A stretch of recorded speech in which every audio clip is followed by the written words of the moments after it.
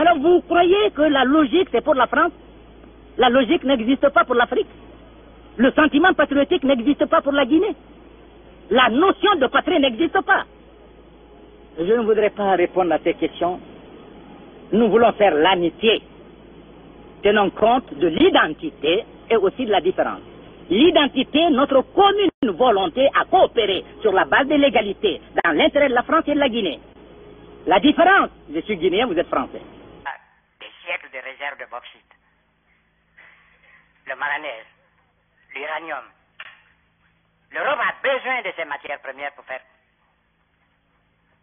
donner du travail à ses hommes, à ses ouvriers.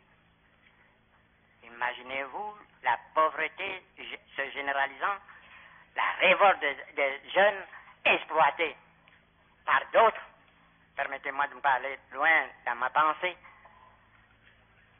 Et si ces matières premières ne parvenaient pas un jour à l'Europe, voyez, notre ami à faire face à 1 million ou 2 millions de chômeurs, et ce n'est pas facile de régler cela, malgré leur bonne volonté, ils y arriveront.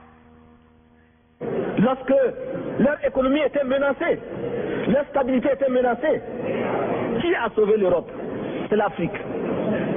On en parle très peu. On en parle si peu que nous ne pouvons pas, nous, être complices de ces silences ingrats.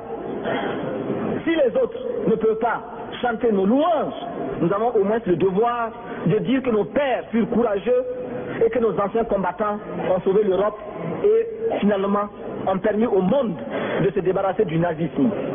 L'importance de la communication exige que je vous la fasse moi-même.